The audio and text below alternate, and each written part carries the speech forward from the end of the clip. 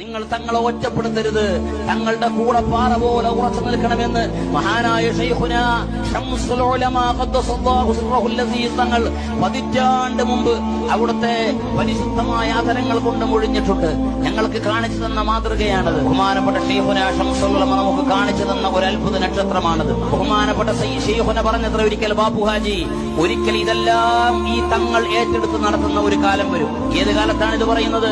സമസ്തയുടെ മുഷാവറയിൽ അംഗം പോലുമല്ലാത്ത കാലത്ത് സയ്യിദുൽ ഉലമയെ പറ്റി ബഹുമാനപ്പെട്ട ശൈഖുനാ ശംസുൽ ഉലമ പറയുകയാണ്, ഇതെല്ലാം ഏറ്റെടുത്ത് നടത്താൻ തങ്ങൾ നേതൃത്വം നൽകുന്ന ഒരു കാലം വരും. അന്ന് ചിലപ്പോൾ തങ്ങൾ ഒറ്റപ്പെടും. അങ്ങനെ തങ്ങളെ എല്ലാ ഭാഗത്തു നിന്നും ആക്രമിക്കപ്പെടുന്ന ഒരു കാലം വരും. ആ കാലത്ത് ബാപ്പു ഹാജി, നിങ്ങൾ നിങ്ങളുടെ കടപ്പാട് നിർവഹിക്കുമെന്ന് ഞങ്ങൾക്ക് ഉറപ്പുണ്ട്, എനിക്ക് ഉറപ്പുണ്ട്. എന്നാലും ഞാൻ എന്റെ കടപ്പാട് നിർവഹിക്കുകയാണ്. ശൈഖുനയുടെ വാക്കാണത്. ഞാൻ എന്റെ കടപ്പാട് നിർവഹിക്കുകയാണ്.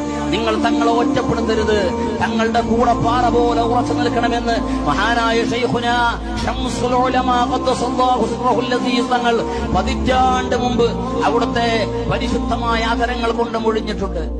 മഹാനവറുകളുടെ പിന്നിൽ നമുക്കൊക്കെ ഉറച്ചു നിൽക്കാനും ആ ആദർശത്തിന് പിന്തുണയേകാനും സമസ്ത കേരള ജംഇയ്യത്തുൽ ഉലമയോടൊപ്പം തന്നെ നിന്ന് സമസ്തക്കാരായി മരിച്ച് സമസ്തയുടെ ആലിമീങ്ങളോടൊപ്പം സ്വർഗത്തിലെത്താനും അള്ളാഹു നമുക്കൊക്കെ തൗഫീഖ്